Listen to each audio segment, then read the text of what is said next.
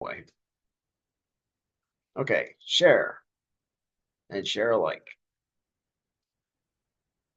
So, okay, this week, week 5, you have survived the first 4 weeks, and you've got another 12 to go with me before you can walk out the door and not have to look at my bald head anymore.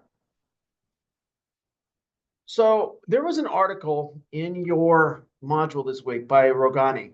It's called How Do I Measure or How Do You Measure Leadership?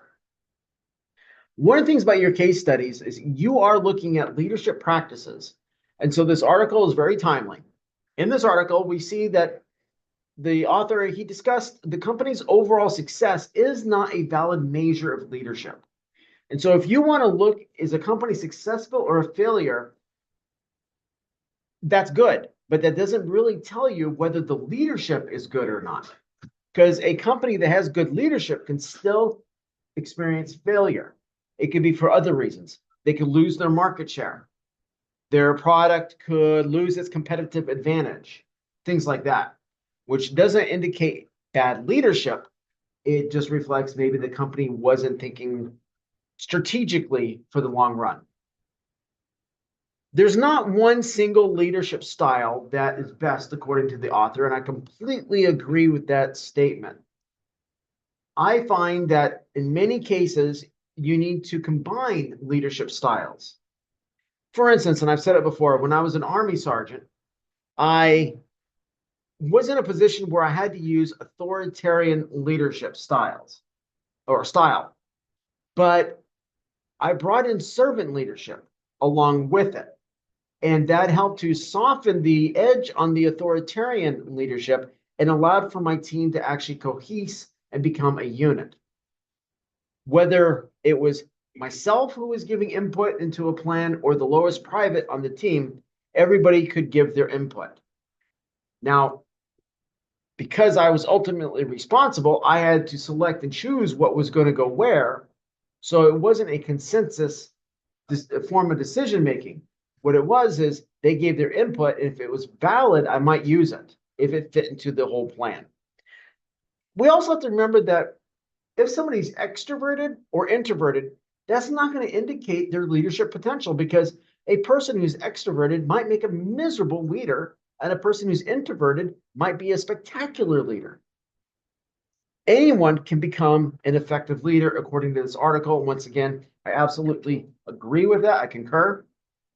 Rogani pointed out that good leadership qualities include things like clear thinking and effective communication.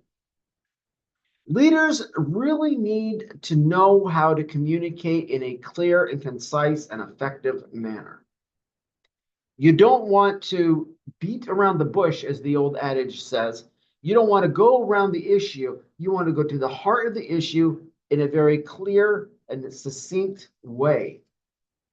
Transparency in thinking is a prerequisite to effective communication. Now, basically, what that means is you yourself, you own up to and take responsibility for the way that you think in regards to how you're going to communicate. You have to have the right message, which requires the right words, the right tone, the inflection. You also have got to ensure that you're presenting it in a way that your audience is going to receive. As a professor, when I communicate, I have to take into account some people learn better through seeing it. So that's visually. So I have slides.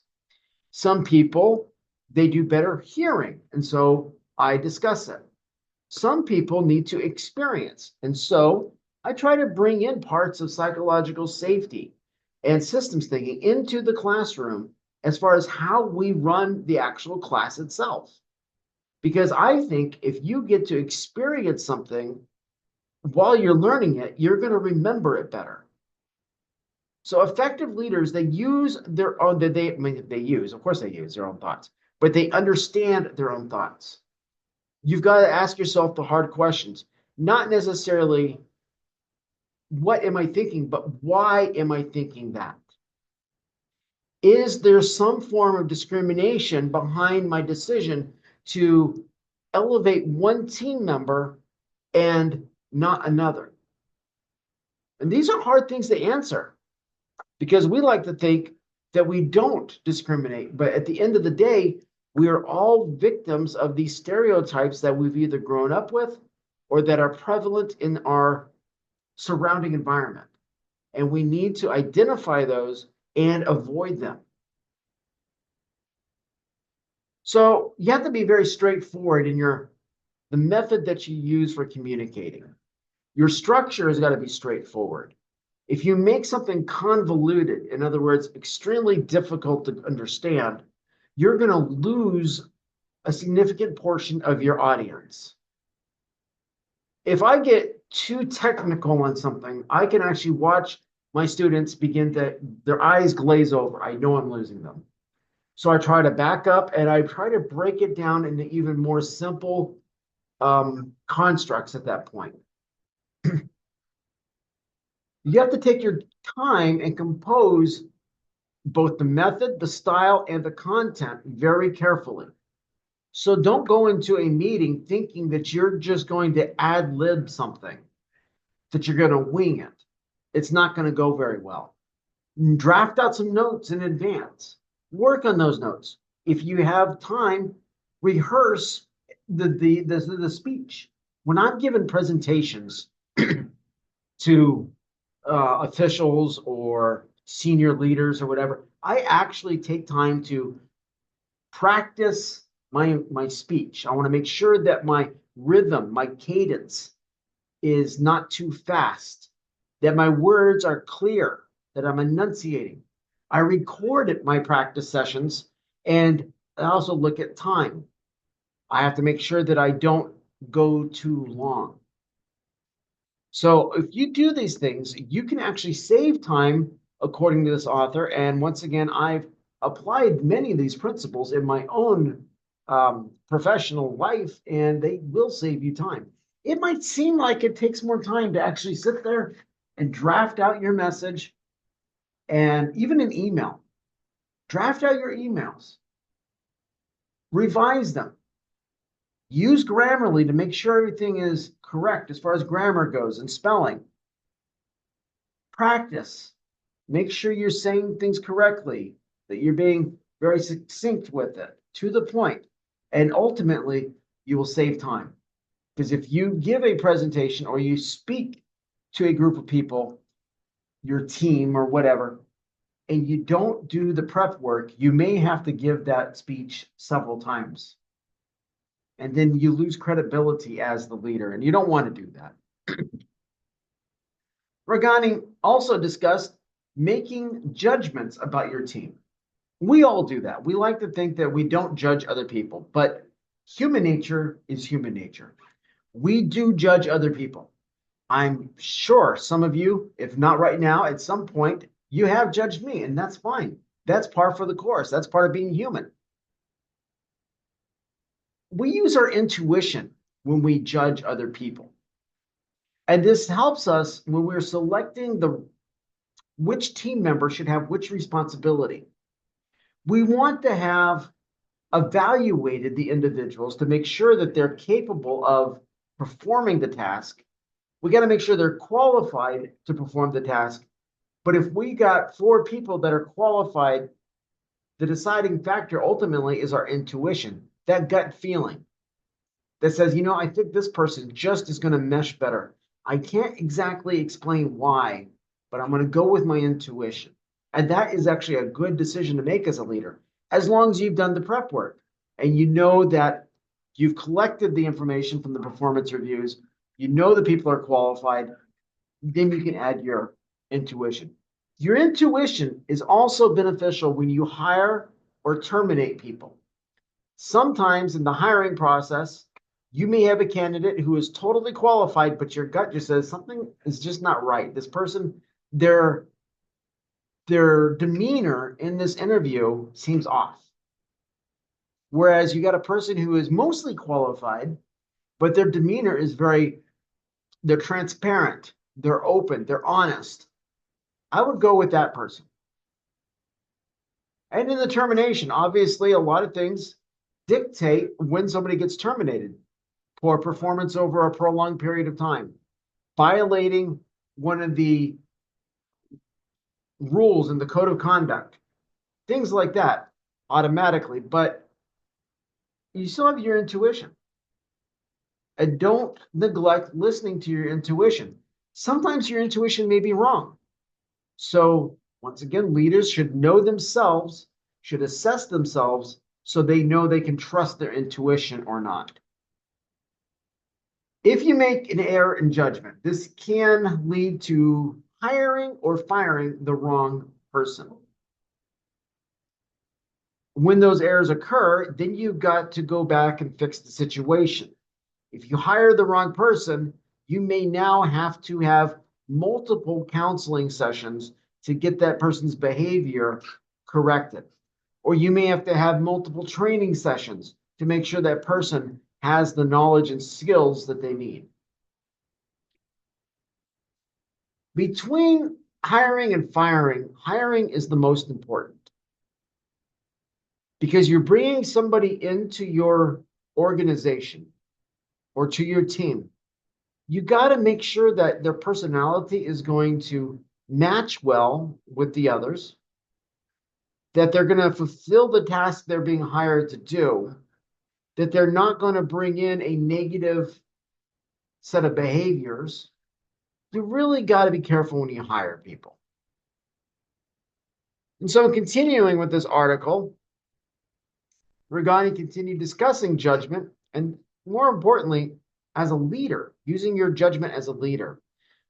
Intuition is like a muscle. You can exercise. I am sure that with many of you, you go and hit the weights at the gym, and you can actually lift more weight now than you could 4 years ago. That's because you've taken time to train your body, your muscles. Intuition can be strengthened. And the way you do this is you network. You network with colleagues who are in a similar position. They could be internal colleagues, meaning in the same organization as you, or they could work for a different company, but be in a very similar position as you. You need the network. While you're networking, be mindful not to divulge any company secrets. So if you're on LinkedIn and you connect with people, don't go spilling the beans on everything that happens. But you can discuss things in general and find out what other people will do in a similar situation. You need to conduct background checks. These really help. They help you avoid errors, but they also strengthen your intuition.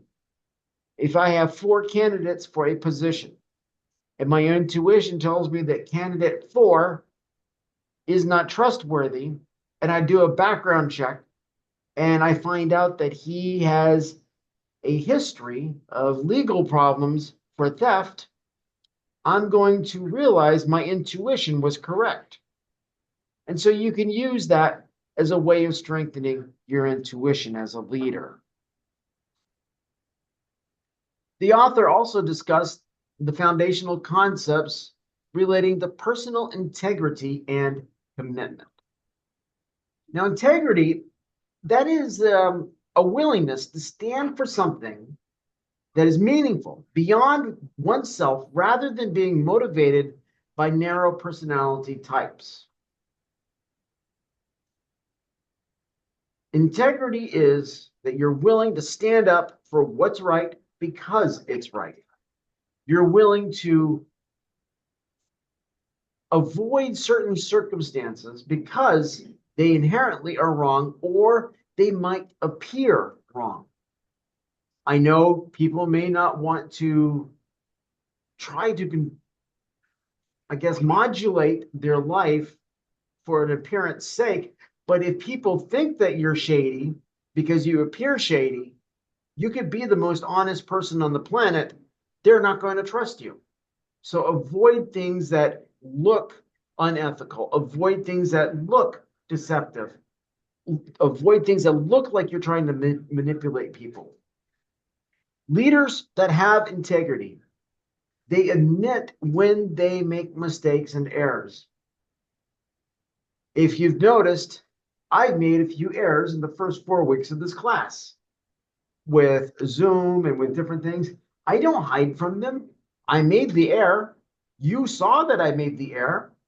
I need to own up to that, admit to it, and hold myself accountable to you, which is what I've tried to do. Another thing that is dangerous is if a leader avoids receiving feedback. This is very detrimental because my team can give me feedback that will strengthen me as a leader, help improve my intuition, help improve my communication. They can constructively dissent. Remember, in psychological safety that we're learning here, constructive dissent is a good thing. Destructive dissent needs to be avoided. But constructive dissent, that feedback that may not feel positive, but ultimately will help for a better environment for the whole team, that is what the leader should be welcoming. If you, as a leader, show favoritism or a conflict of interest or use inappropriate language or have inappropriate work relationships, these can also undermine your integrity.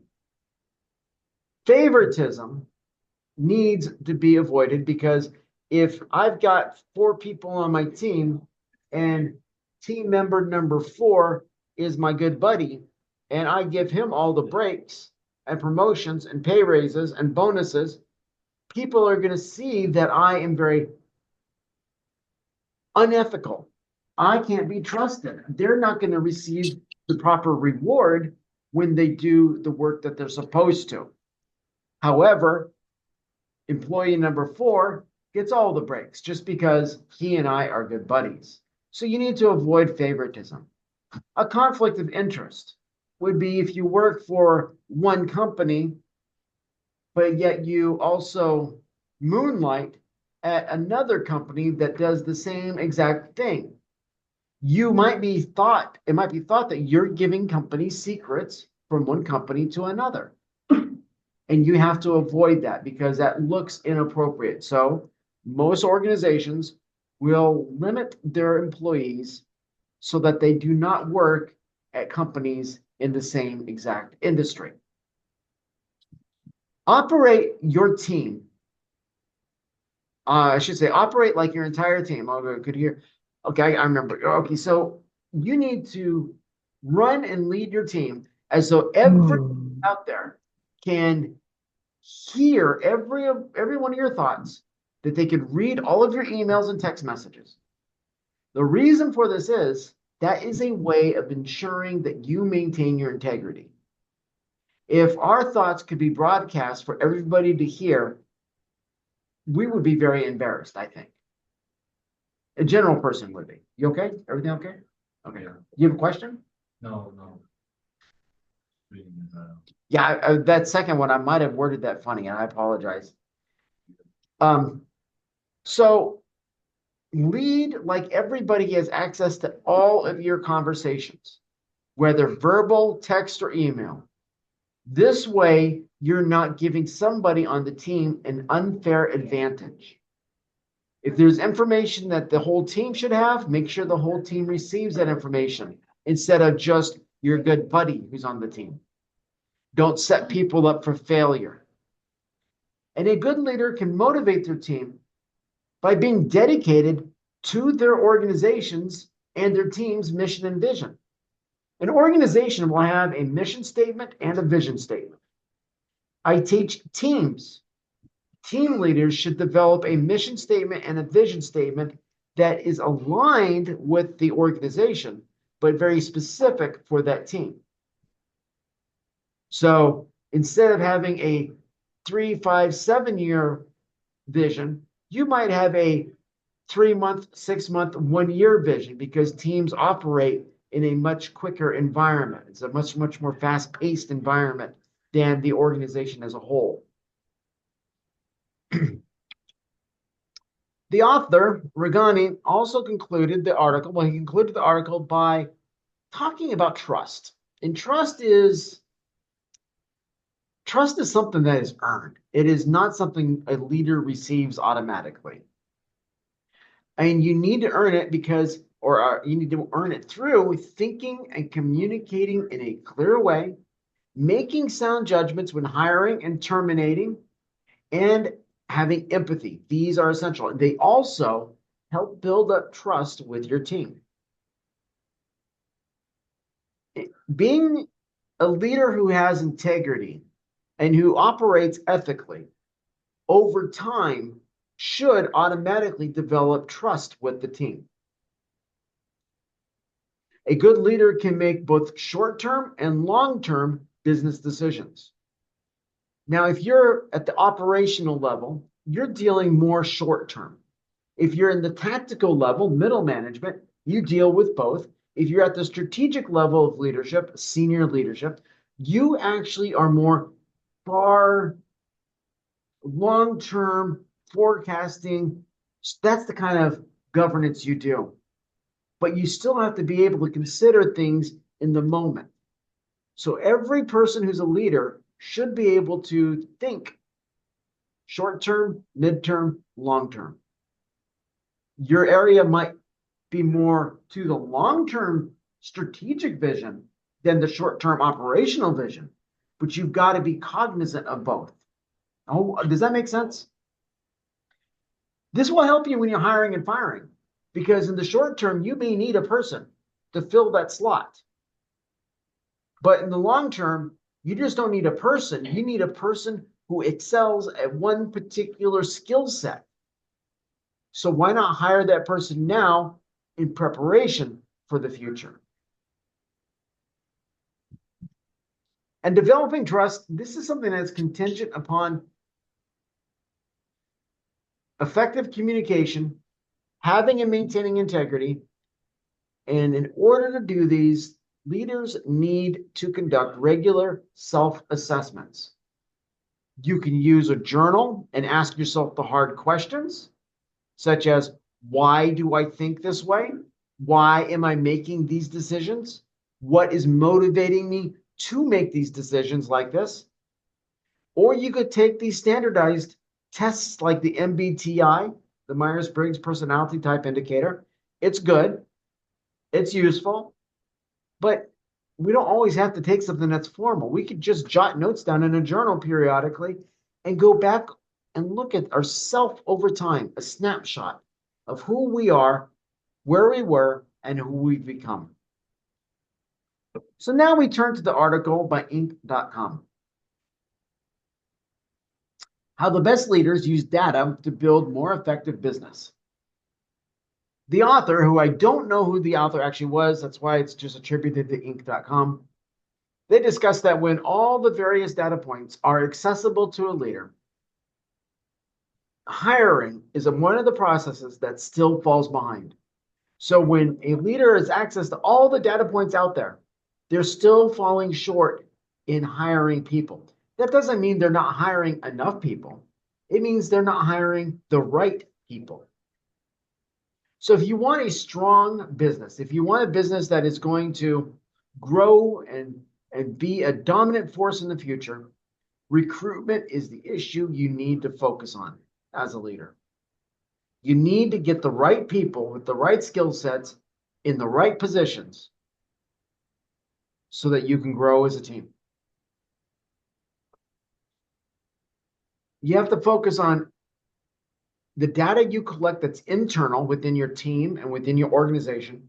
And according to the authors, you need to look at industry-wide data. And so a widget maker would look up, and once again, there's no real such thing as a widget. It's just like a metaphor for anything that's produced. Would look up, what do other widget makers, what is their data that is publicly reported? And you can find numerous data sets out there. You can find numerous studies. You can collect the data yourself. Your organization may be using a cloud-based data systems application and products program, an SAP, maybe doing performance reviews. trend predictions, and they may have analysts who work for the organization who make predictions. You could look at sustainability data. And lastly, employee feedback. These are all places you can look at to get data as a leader. It's going to tell you the health of your current team. It's going to tell you industry-wide what is the trend. It's going to show you the direction that you should be taking your team. The article also pointed out that the SAP, which is the software applications and products, it's a type of software. This software gathers data from throughout your whole organization. It provides this information within that company to all the leaders, usually in a dashboard type framework.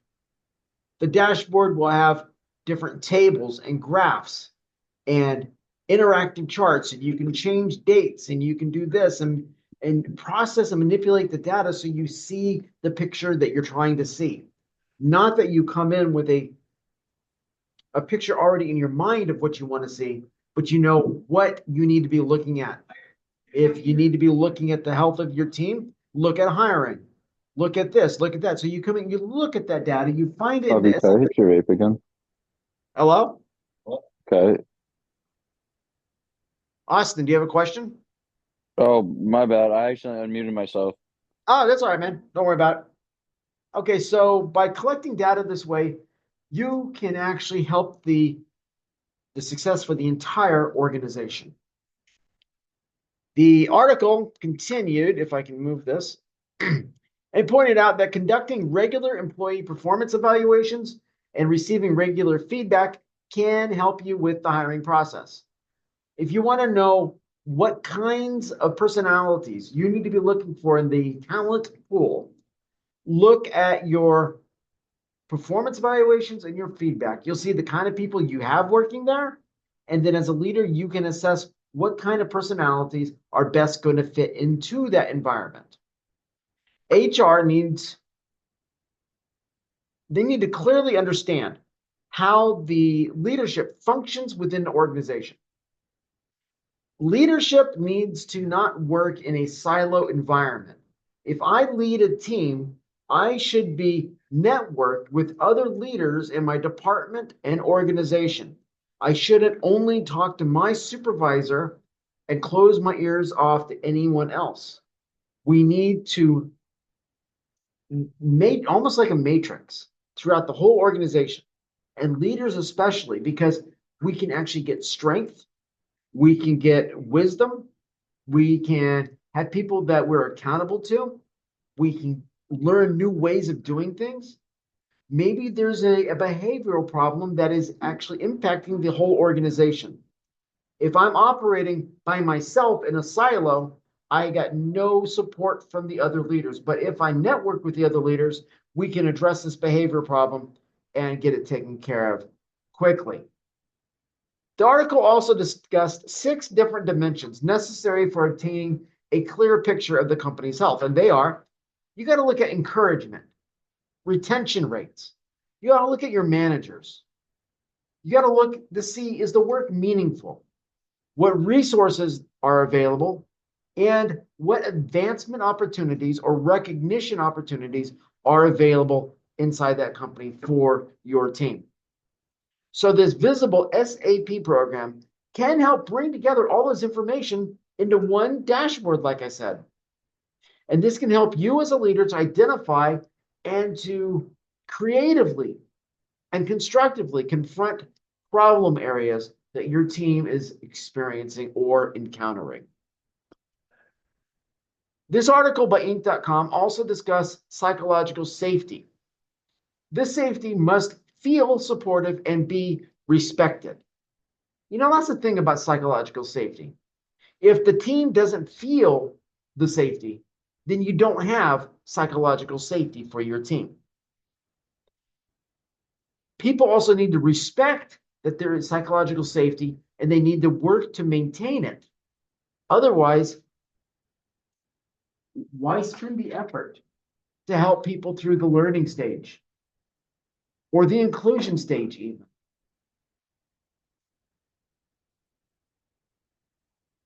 Organizations and leaders need to adopt or adapt through an innovative process to develop more effective leaders by using all of the data that you can pool together through the SAP or whatever dashboard system your company is using. You can use this to make HR decisions. And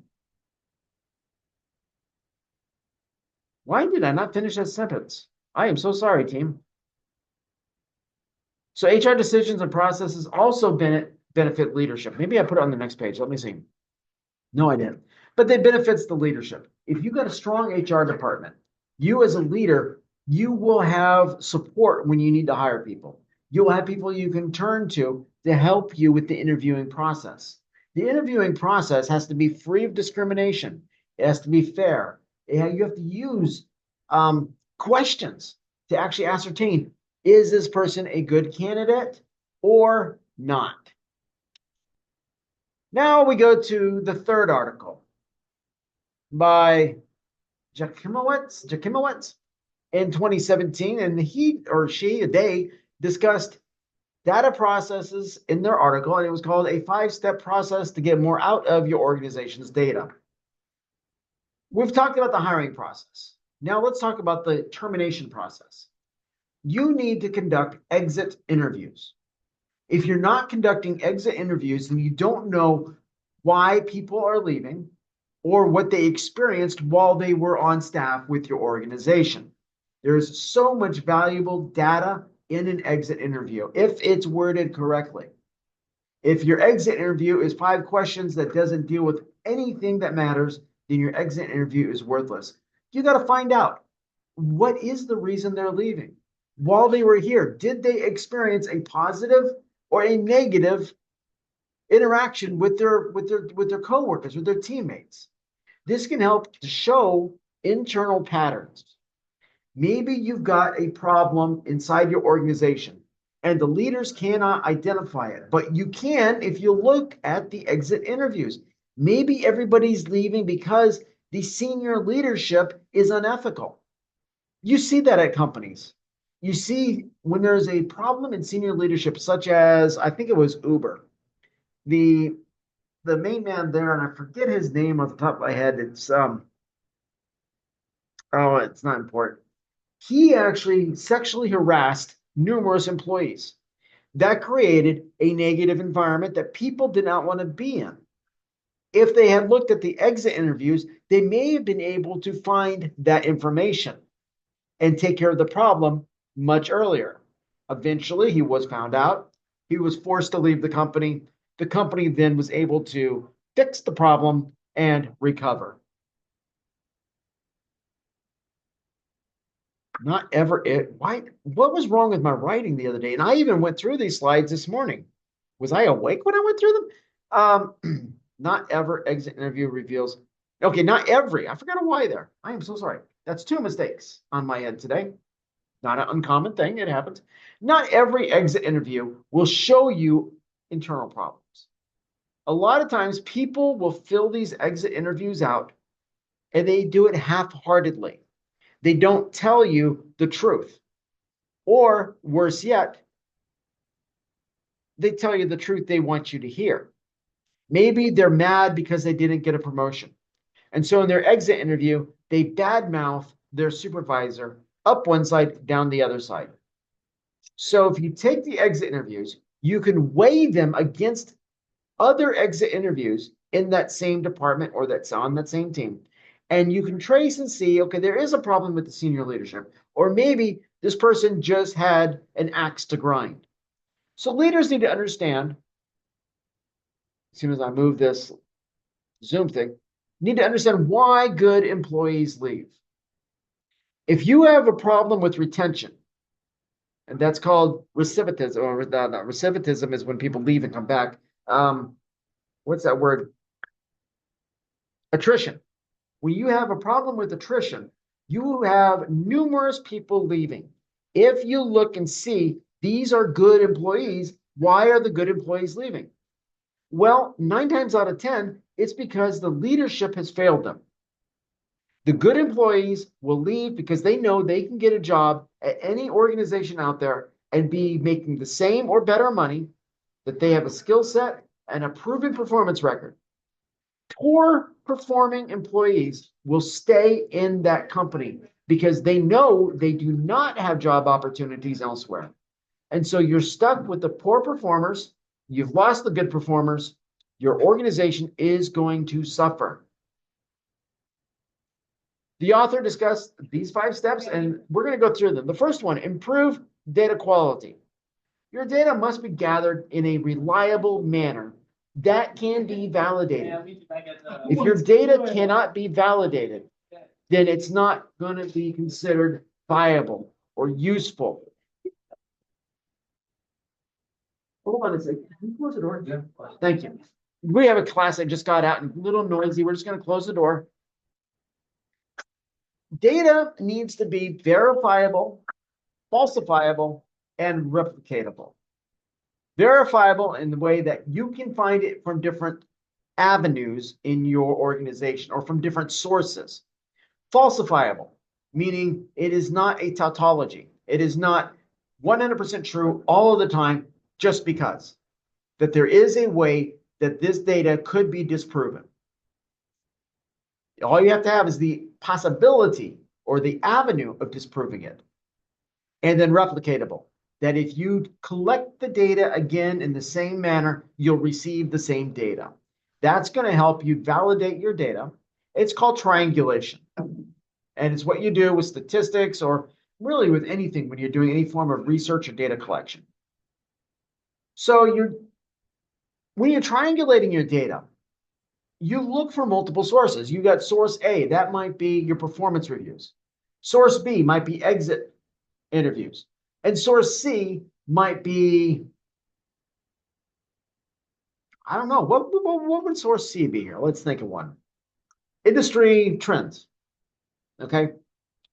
If all 3 of these point to the same thing, then you've got some good data. But if only one of them points in that direction and the other 2 say something else, you need to question the data sources and reevaluate where you're going to collect your data. You also need to avoid skewing data.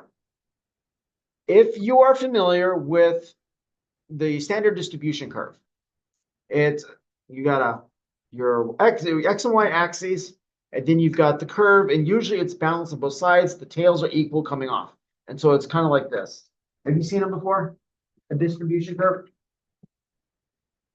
Let me see if I can draw it real quick and then bring the camera over.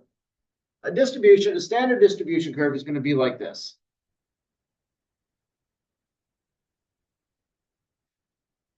Skewing data looks like this.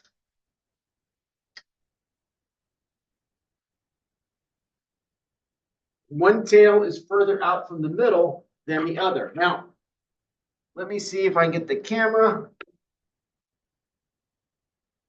Hopefully this works. Oh, come on. Okay. Are you able to see that online? Let me see. No, not really. Okay, I'm going to use the whiteboard. Give me a second. I'm going to use the whiteboard in Zoom. I was hoping that would work. But alas, not to be functioning today. Let me get a whiteboard. Maybe.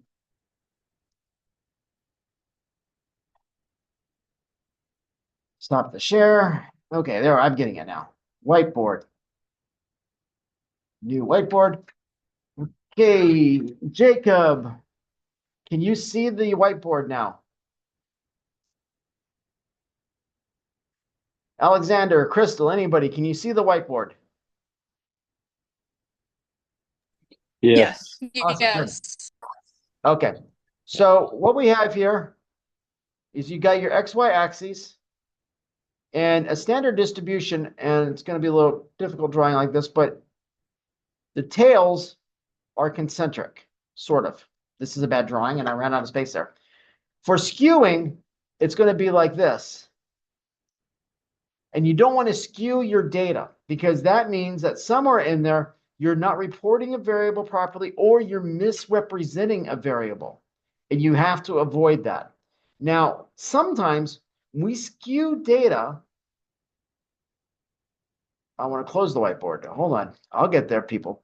Sometimes we skew it, but we don't do it necessarily with graphs or statistics, but in other words, how we report that data. So if I want to manipulate my team, I may leave out negative parts of the data or the information and only, yes, I want to close it for everyone. And only, no, I don't know what I'm doing. Give me a second. I may be reporting only parts of the information and leave off the essential things that other people on the team need to hear. So report the positive and the negative things that you find. Don't withhold information from your team unless it deals with some form of a government or company secret, depending if you're working for the government or the company. In that case, things are compartmentalized for secrecy reasons. However, I need to figure out how to get this whiteboard off of here and close my whiteboard. No, I want to close the whiteboard. My whiteboard. There, I think I found it. Oh, that was brutal. I definitely am old. Okay, give me a second. I got to get our share back of our slides. Really? No, screens. Okay, good. Got it. There we go. Oh, I got it. I need like a brownie point or something for that. So don't skew your data. And you want to answer questions, well, you want to ensure that questions are relevant. So if in your data, in your collection of data, ask the right questions. When you're interviewing human beings, use open-ended questions.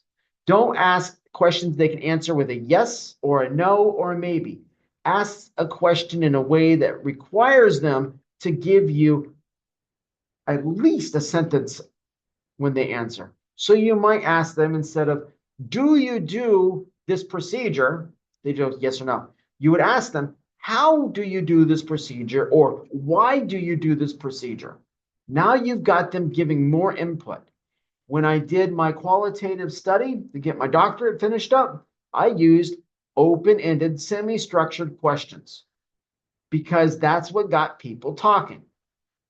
If you're getting the information through asking questions of human beings, you want them to talk a lot. That gives you tons of information. If you're collecting data from a statistical source or from a data set, you need your questions to be very specific. So the author talked about the second step, and that is link different data. This can be as simple as comparing and contrasting the exit interview data with data from employees who remain in the company and or are promoted. So people are complaining about why they're leaving the organization. Great. Now look at your employees and talk to your employees who stay in the company or who have been promoted. Those are the people who are loyal. What you're doing now is you're getting both sides of that equation given to you. You're getting the positive and you're getting the negative. Look in the performance reviews.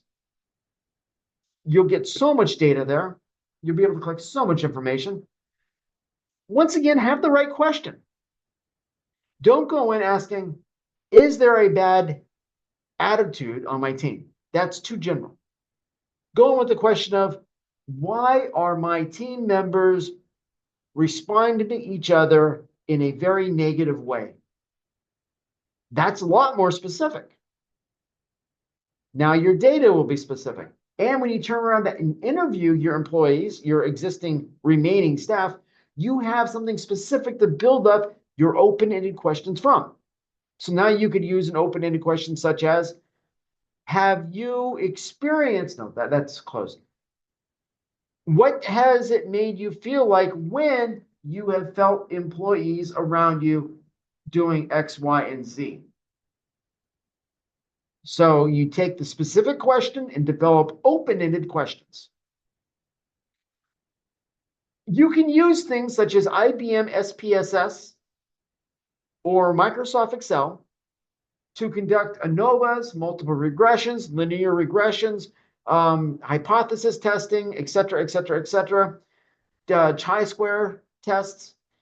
What these do is they give you from a point of statistics, it'll give you a snapshot of your organization. You ask the right question, you use the right statistical test, and you find out if there's a problem because it will have what's called significance. And you'll see the number will have a level that is above the level of significance. You'll be able to see if there's a probability of things occurring because your p-value for probability, amazing, will be high.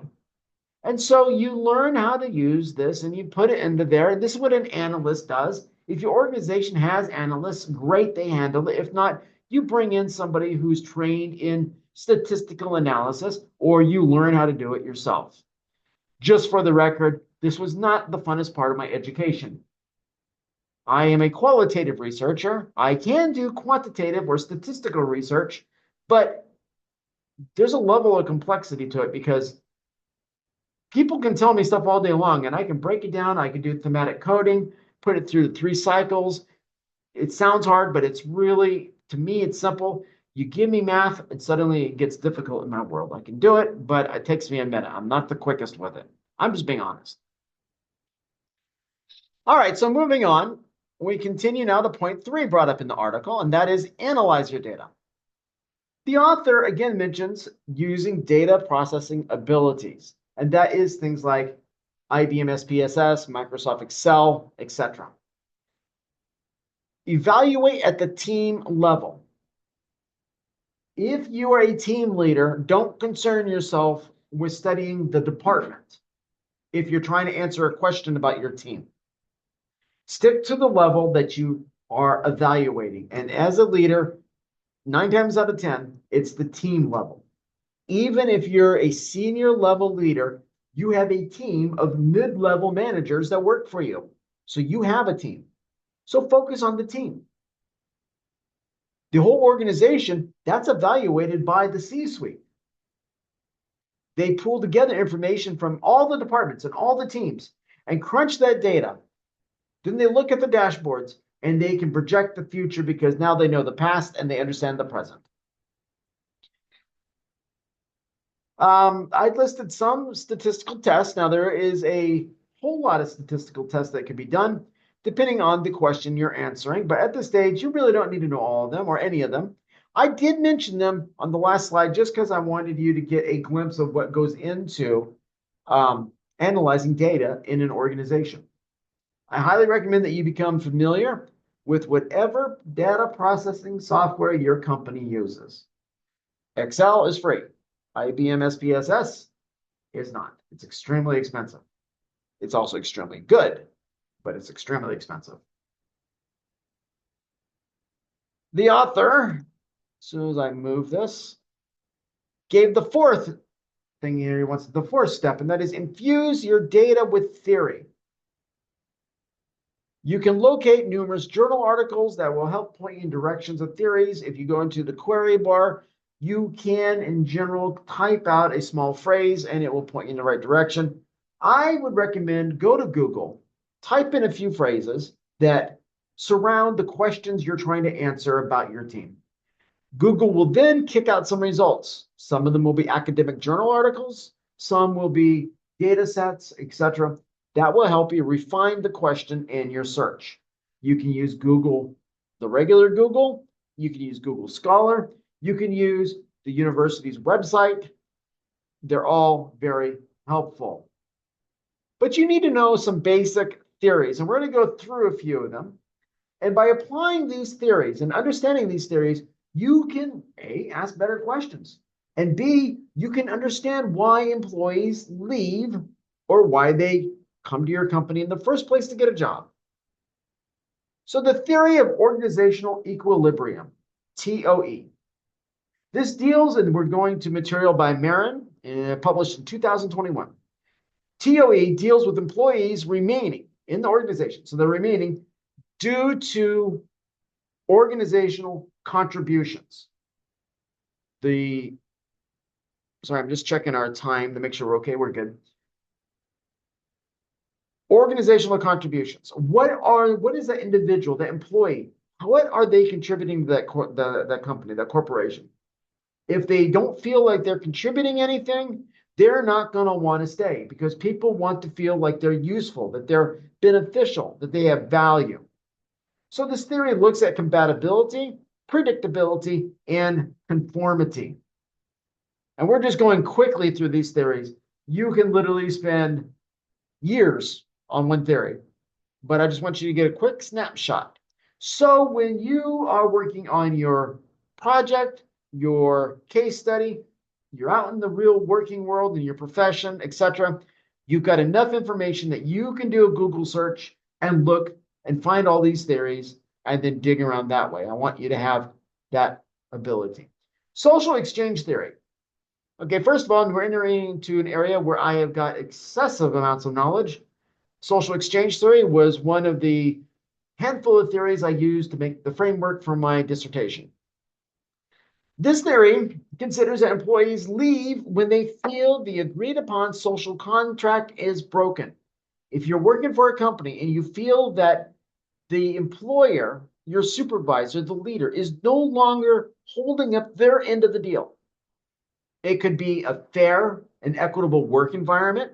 It could be a safe work environment. It could be the ability to progress in your career, promotions, etc. If you feel that that is not being upheld, employees don't feel that exchange. This is exactly what it sounds like. An exchange that happens within a social unit. If I'm contributing, but I'm not receiving something back, why do I stay there? Now, social exchange theory, SET, also goes into that person's actual self-identity. The organization is responsible for developing part of their identity. Let's just look at this. We are all associated with Cleary University. You are students. I am an adjunct professor. We are associated to this university. Part of our identity is what we do with this organization. You being academic learners, me being an academic instructor. We identify part of who we are at the core parts of our identity with our jobs.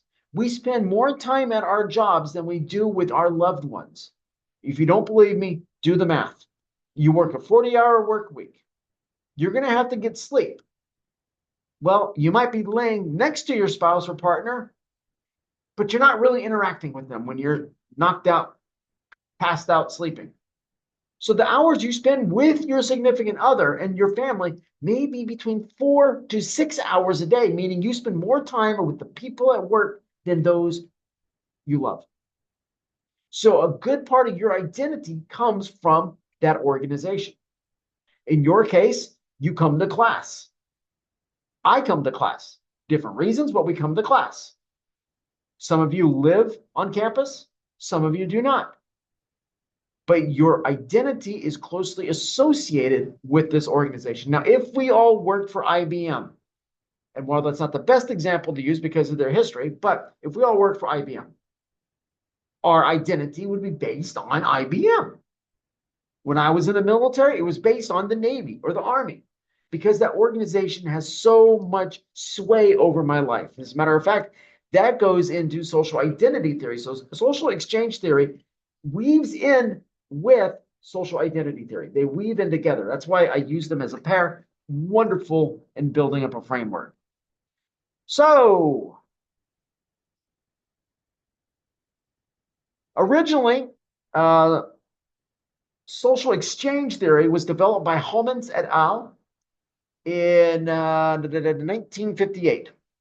That was the seminal research done on that. Through the years, more research has been done. It is a current and valid theory that has been upheld. It has not been disproven. Social identity theory was developed in the early 70s, 1971, so a year before I was born, by Tafel et al. That was the researcher and his team. They developed it. And once again, it's been upheld through the years.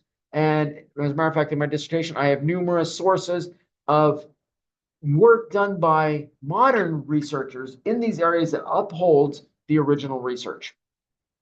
Okay, so the in-group versus out-group mentality that we tend to have is actually explained through social exchange theory and social identity theory. I identify with a group. In this case, we are Clearyites.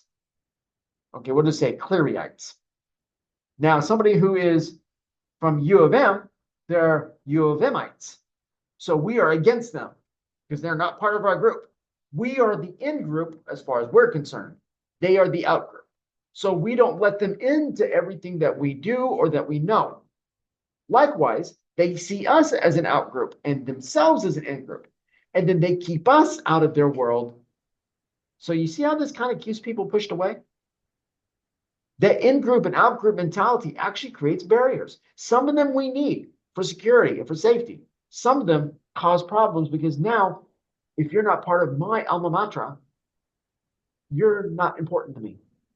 And that is an unhealthy approach. So this goes right into self-esteem, which Weeks et al. In 2017 did a lot of work on, used SIT, social identity theory, and our self-esteem is built up by group identification.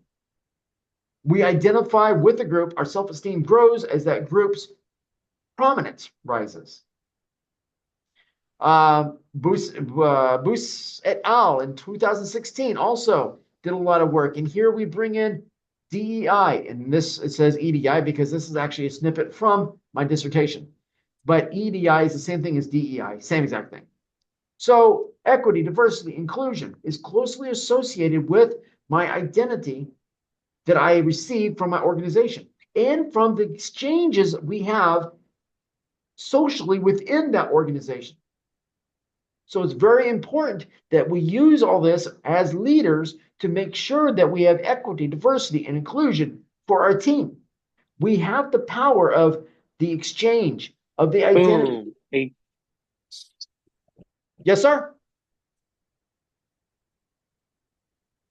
So we have this power. We can use it for good as leaders, or we could use it for bad and evil purposes and nefarious purposes.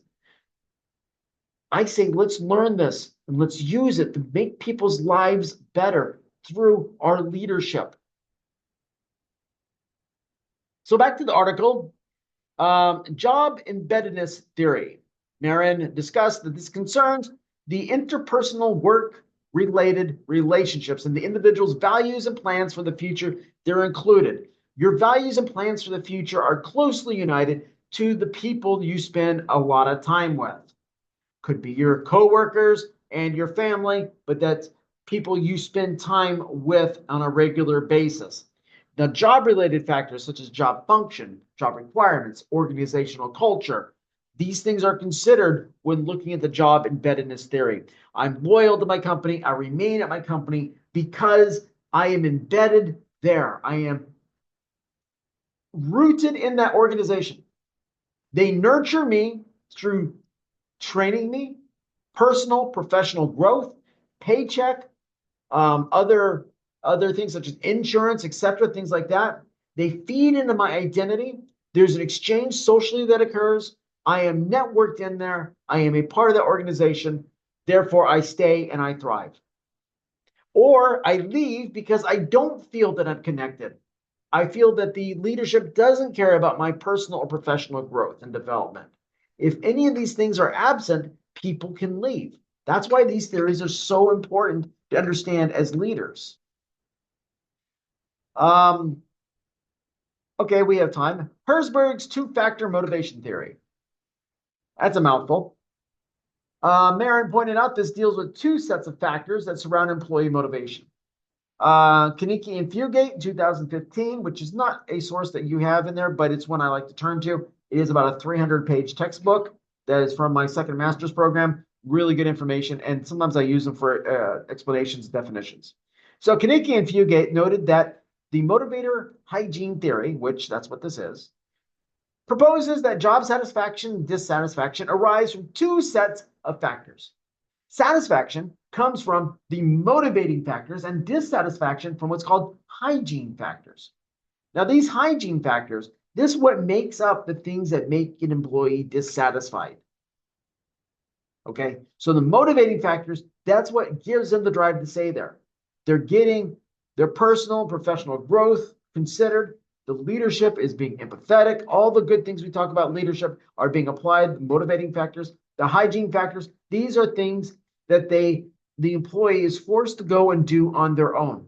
Think of hygiene like you brush your teeth every day. Okay. It's something, a chore that we have to do if we want to have healthy teeth. If you want to be healthy as an individual, you need a social exchange. You need your self-identity. You need these things. If the organization is not helping provide into them, then you must go do them yourself, just like a chore. And these include organizational policies, administrative methods, supervision, compensation, and the work atmosphere. A leader can make it or break it with these things. A leader can push away their employees, their good employees, through having bad policies, bad administration methods, lack of supervision, poor compensation, and a miserable work atmosphere.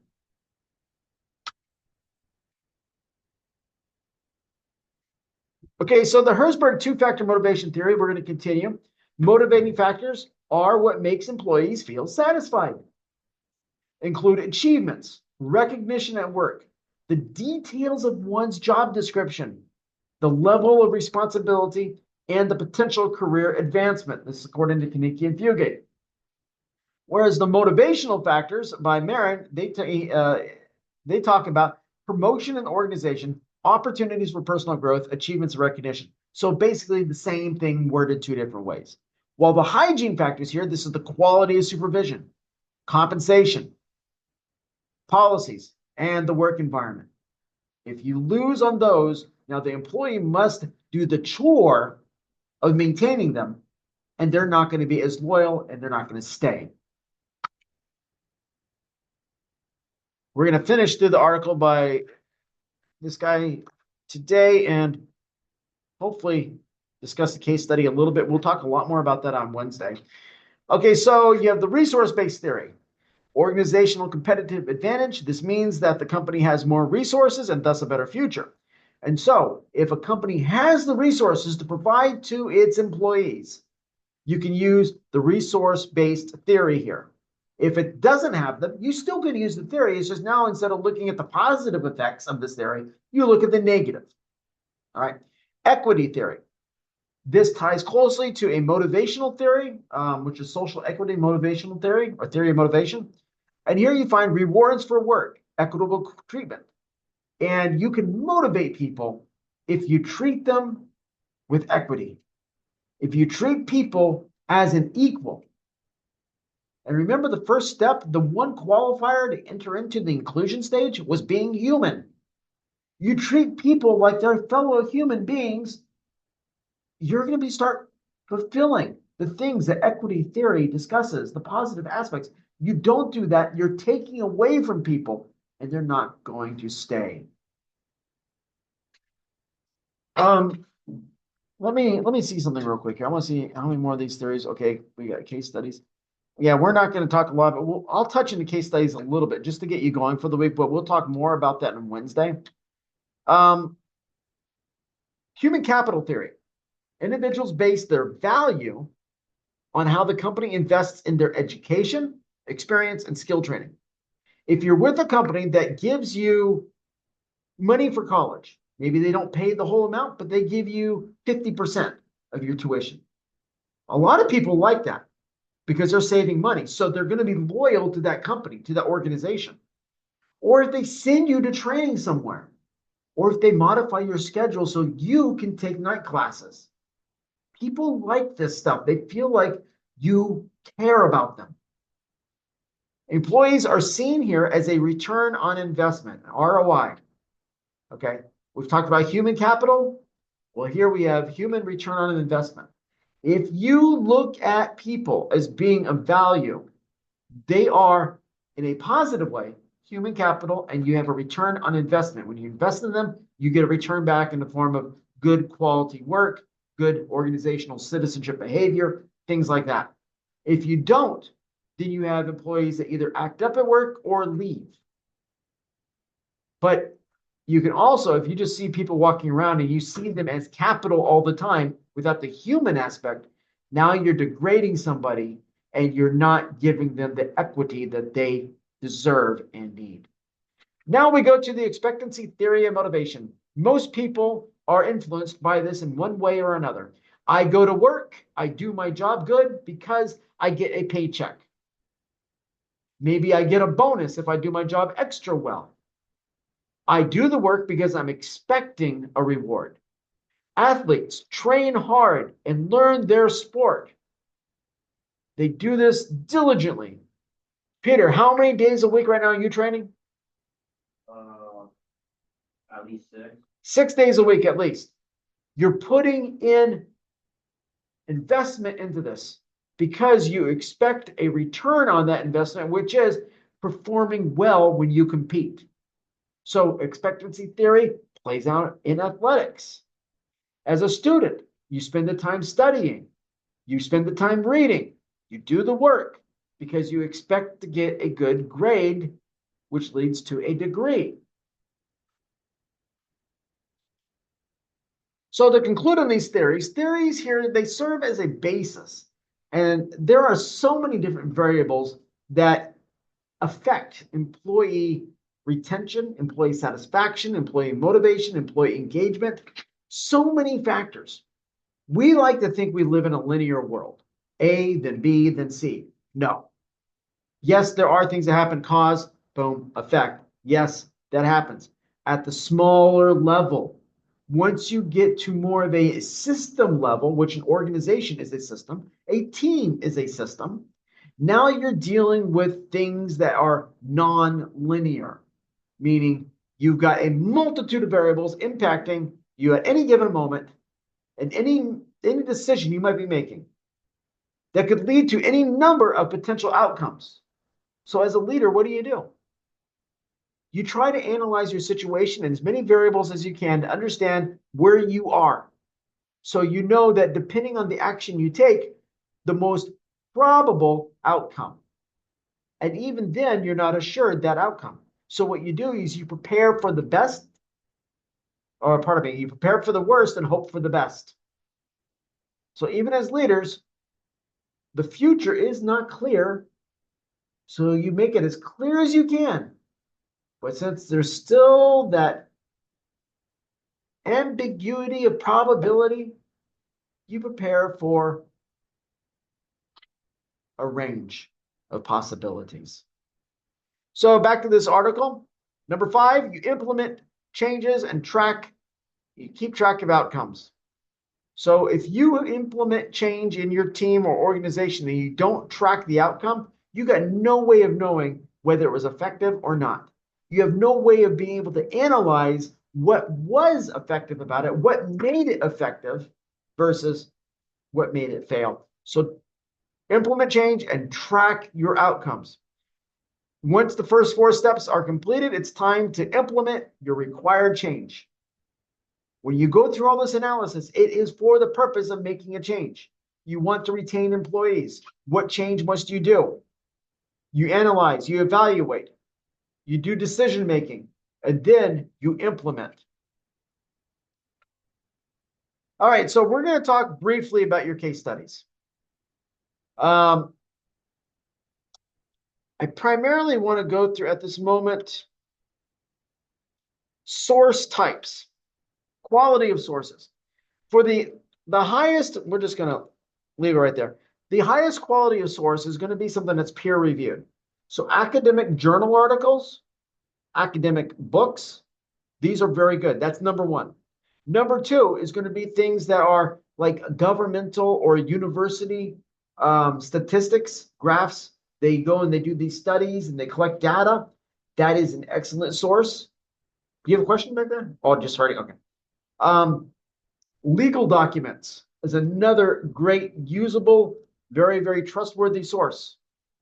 As long as you're looking at the section where the judge is discussing his thought process and his decisions, because usually there's a lot of case law that backs it up. If you're looking at what the defendant says, a lot of times you'll find a lot of untruth. So you've got to weigh that out. But if you're looking at what the judge is saying or a panel of judges, it usually is going to be pretty good. If you look at an organization and you look up their 10K using the SEC Edgar system, your information there is going to be good because it's been looked at by numerous accountants. It's been looked at by the feds, and you can rely on it. If you go to their website for the organization and you look at what they just write on there, that is not trustworthy because they want to look good in front of the community. So they leave off the bad and focus on things they can make look good. So when you want hard cold data, you go for things that are factual. Now, if you're reporting what the organization claimed, you go to their website and you word it correctly. They claimed X, Y, and Z. However, in further research, the data points to A, B, and C. Make sure that you can kind of keep an informal journal as you go through the material for your organizations that you're looking at. Keep notes. What were the successes? And then write down what page it was on, things like that. What were the failures? Write what page it's on. Go through in videos. Find out what the timestamps are. And then when you sit down to really work on this, you've got this wealth of information that you can pull from as evidence for your claims. A claim without evidence is just an assumption. But a claim with evidence is something you can take to the bank, meaning it's trustworthy. Things to consider in your case studies. You're looking for psychological safety at work. And this screen right here, we'll go through it. You got leadership effectiveness, your data collection analysis, employee retention. These are things that companies can do that will help demonstrate if they have psychological safety or not. You also can look and do a Google search for a corporate social responsibility index. That can give you a wealth of information about how the organization treats internal stakeholders, employees, and external stakeholders, the customers and the local community. So you can use that CSR index as a way of judging if that company is applying psychological safety or not. You also can look at policies. If you can find company policies online, that's excellent because that will show you a policy that maybe allows for inclusion or allows for people to learn. That shows psychological safety. So you might have to dig around through some academic journal articles. Using our example of IBM, I can go and I can look up IBM and I can tell you right now, one of the biggest mistakes IBM ever made was during World War II. They provided the Nazis with computers. Okay? Does that mean they're, as a company, are bad? No. It means at that time period, they made a poor decision. Now, did they own up to that decision? Have they improved? I like to think they have. They're still here. One of their headquarters was down there where I used to live. But that's what you do. You're looking to find failures pertaining to psychological safety and successes pertaining to psychological safety. Give me examples, make claims, provide evidence for your examples and your claims. Make sure that you have your references properly formatted and that you use citations. Anytime you give material from a source, you need to cite it. And that citation needs to have a corresponding reference entry. Case studies. Look for examples of good things. Look for examples of bad things. Compare and contrast. If you find an organization that succeeds in providing psychological safety for teams, and one off the top of my head would be, is it Petco or PetSmart? No, it's not PetSmart. I think it's Petco. They always, I think if it's them, I'm trying to remember, I think it is Petco. They rank really high on the CSR indices. And if you learn more and read more about how they treat their employees, they really are one of the companies, they apply psychological safety for teams. They do really good and they don't hide that at all. They let it be known. Walmart, on the other hand, has a history of having horrible CSR ratings. They treat their employees, they treat their vendors, they treat factory workers across overseas miserably. They actually are not very good. However, they save the American populace about $6 billion a year. With that said, compare and contrast. Show me your sources. If you run into any snags, and Wednesday, we're going to spend a lot more time talking about case studies. I just wanted to give you something to get going for now. We'll talk more about it Wednesday. If you run into any problems, please email me. All right. I'm here to help you. Are there any questions today, class? If not, you're free to hit the road. Have a Thank good one, you. sir. Awesome. You have a great day, y'all.